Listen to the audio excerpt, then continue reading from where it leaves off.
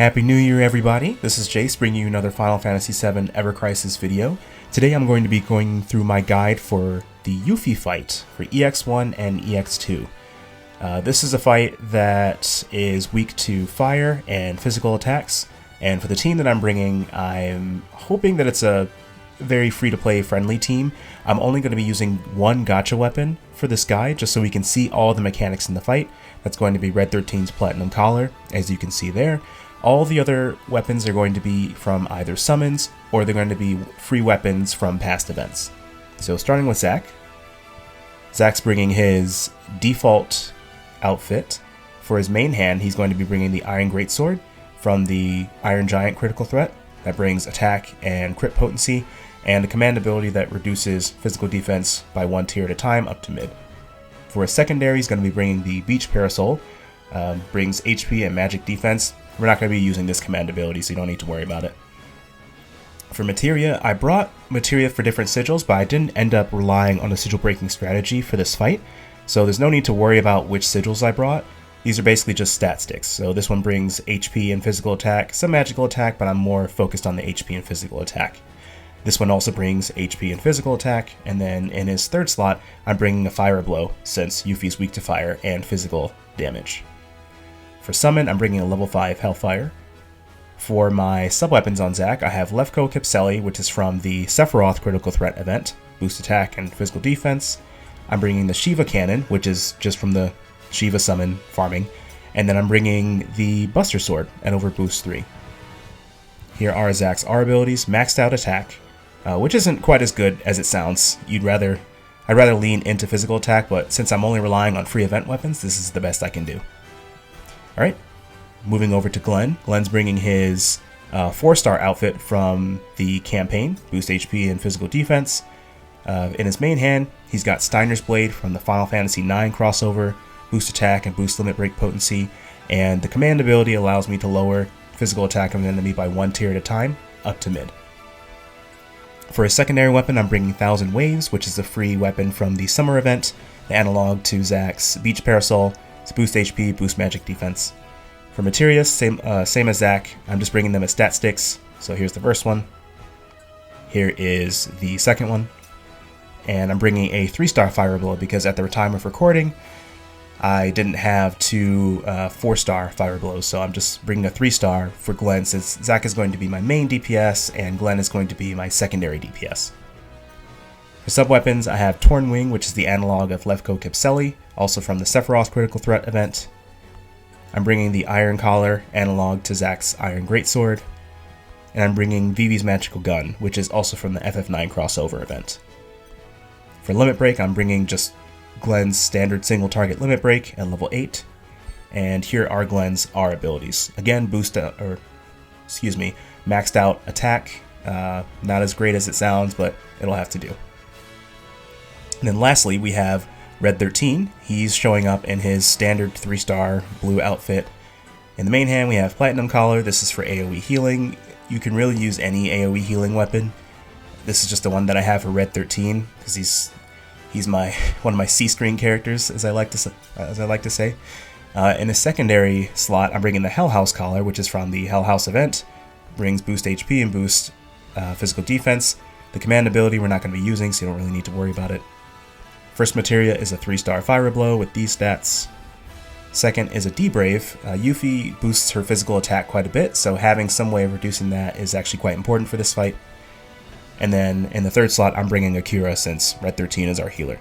I'm using a level 1 Sled Fang as the limit break for Red 13. That's all that I needed.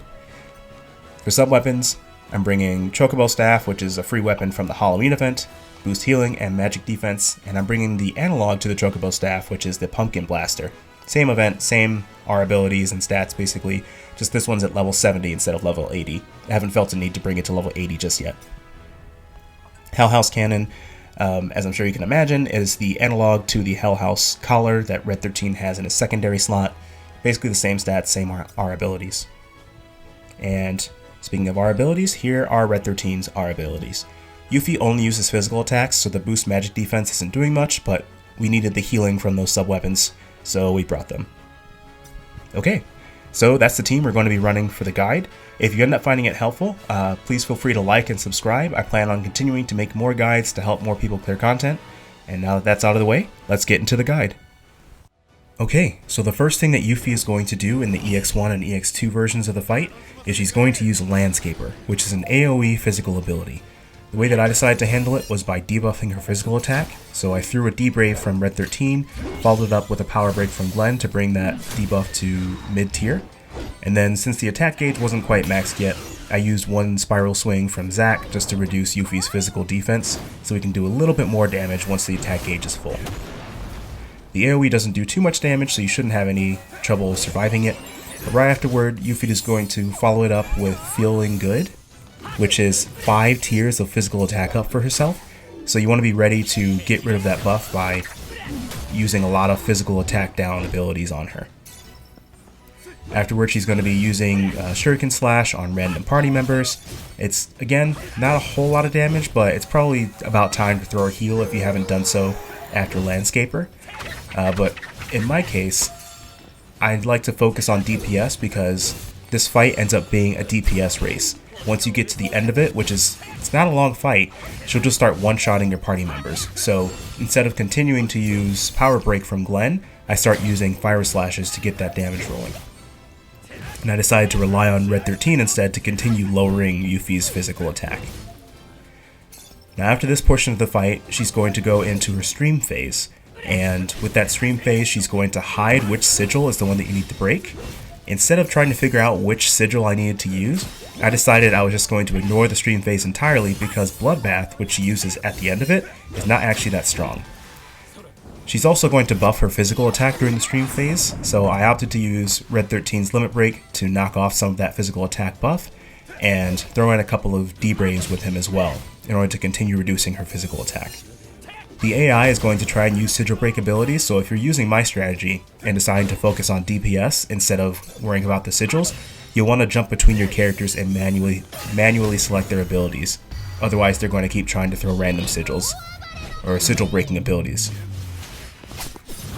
So yeah, that's Bloodbath. It really doesn't deal a whole lot of damage, it's not worth worrying about.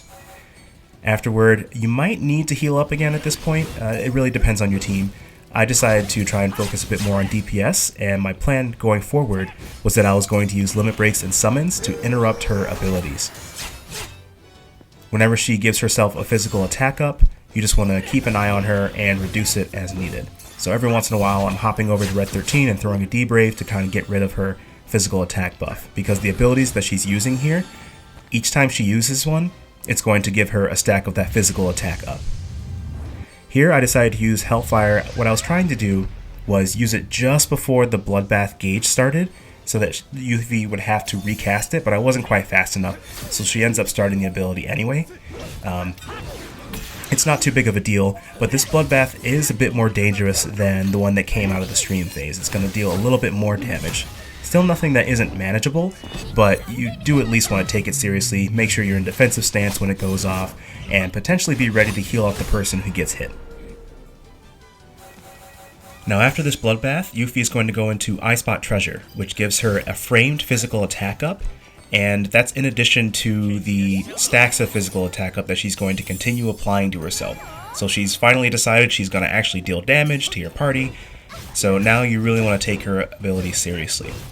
My plan here was to use Limit Breaks and Summons to try and delay some of her abilities, because you'll be able to see that Shuriken Slice, once it actually hits, it hits pretty hard. So we're going to cancel this first one using Sled Fang because it's the one that charges up the fastest.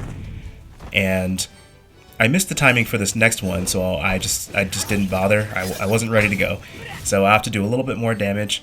And you can see that Red 13's almost dead. So I'm going to make sure that I cancel this next one. And for those who don't know, whenever you cancel a boss ability, you actually gain a little bit more ATB because the boss has to stop and recast that ability. So in our case, that's going to let us get just enough ATB to use Akira, so we defensive stance, heal up Red 13, and you can see that that probably would have killed Red 13 if we weren't able to heal up in time. Once we're healed up, we're going to go right back into dealing as much damage as possible, because those one-shots that I mentioned a little bit earlier, they're coming up. Bloodbath Seal, instead of leading into her casting Bloodbath, it goes into her casting Greater Bloodbath. For this first one, I'm not sure, maybe it's possible that if you have 3 tiers of physical attack down and 2 or 3 tiers of physical defense up on whoever's targeted, you can survive it, but at least in the runs that I did with this team, there was no way to survive this. So I didn't even go into defensive stance for it. I just accepted that whoever got targeted was going to die. Afterwards, she's going to use Feeling Good again and continue to buff her own physical attack. So there's the stacked version of the physical attack up that I mentioned. If you want, you can lower these stacks the same way that you normally would. And like I mentioned just a moment ago, perhaps it's possible to survive the Greater Bloodbath, but I opted to just treat it as a DPS race. There I tried to use Hellfire to cancel her cast. Once again, I wasn't fast enough. She's already casting Greater Bloodbath, and this time she's targeting Zac. So once again, I'm just going to keep focusing on Fire Blow to deal as much damage as possible.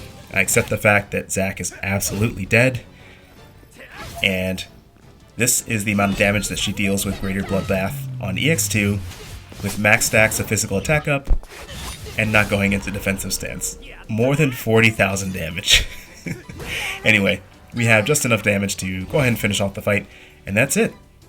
That's the whole fight. So I hope you found the guide helpful. If you did, please leave a like, let me know in the comments if this helped you clear it, and feel free to subscribe. I'm going to continue making guides for future fights. Till then, I'll catch you next time.